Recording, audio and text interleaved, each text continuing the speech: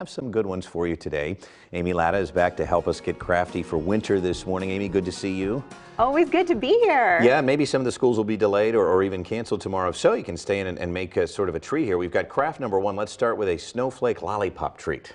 Yes, so this one is really fun. Christmas is over, but that doesn't mean that we have to stop giving things to the people in our lives. And this is just kind of a fun little random act of kindness that we can do. I think sometimes for a lot of us, there's a letdown after the holidays, all the fun crafting and decorating, and we're like, now what? Amen. So we're just gonna have some fun focusing on winter itself.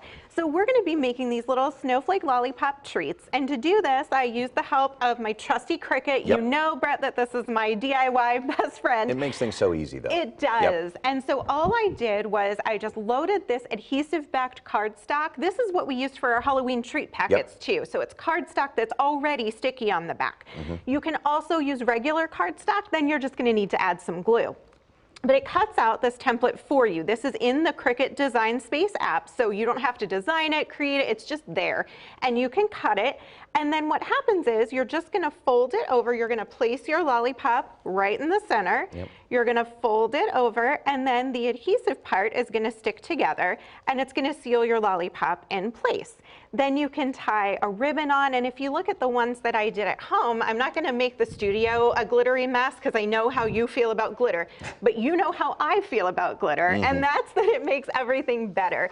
I love the sparkle and the shine, so what you can do is use glitter cardstock or just find a trusty glue stick, apply, add some glitter, and then you sparkle a little bit as well. Perfect. Where did you get this little pot? Because my son crafted one of those over the break. Did you make really? that? No, Yeah. I Okay. didn't. I painted it. It was a Goodwill find. Oh, yeah. nice. Okay, yeah. He was able to do that and get a little crafty himself. So I'm thinking you could even put them in a little something like that and give away. All right, now you also have a snowball garland. So let's talk about that. I do, and that's over here in front look of at you. that. Okay. So you might remember back in the fall, we made our wooden bead garlands, which are so fun, so on trend. But right now, we're going to replace the wooden beads with pom-poms because those are a great little representation of snowballs. Sure. So we can swap out our fall garland for something more seasonal. So all we're going to do is we're going to take assorted sizes of pom-poms. Now, if you want to do this big and you want to put it across your mantle, you want to hang it from the ceiling, you can use as big of a pom-pom as you want and string these and hang them up. We've done that before in our house.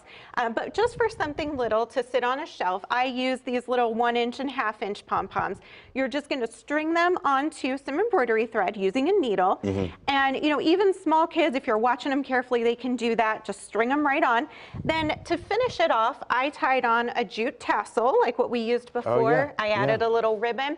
And then on the end, to be decorative, I used a wood slice, which of course I hand lettered since that's kind of my jam, but I hand lettered Let It Snow. Or you could also use your Cricut to cut out a little snowflake sticker, a phrase, or you could get a little wooden snowflake cutout and just tie that on. You wouldn't have to write anything at all. Yeah, and this is like good table decoration or a shelf, like you said. Exactly. I love it. And just remind folks again, too, like the Cricut. If we want to get one, how much does that run typically? So it depends on which type of Cricut. There's 3 kinds. There's the Little Joy, and then you've got the Cricut Explorer family, and this is the Cricut Maker. So anywhere between like $150 up to $400, depending on what you want to invest in. But I do have a video on my YouTube channel and a post on my website about which Cricut is the best fit for you based on what you want to cut and what you want to make. Well, good advice, and you know, if you have some Christmas money laying around, you can maybe invest in this. It's a great investment. Yeah, for those of you crafters. And your website again is? AmyLattaCreations.com. Come visit me. I've got tutorials for both of these projects up and all the information about where to find the Cricut as well. I love it, and I love these craft ideas, especially going in, like you said, to the doldrums of winter. Yes. These brighten our day. Thanks, Amy, and you're coming up again in our second half hour.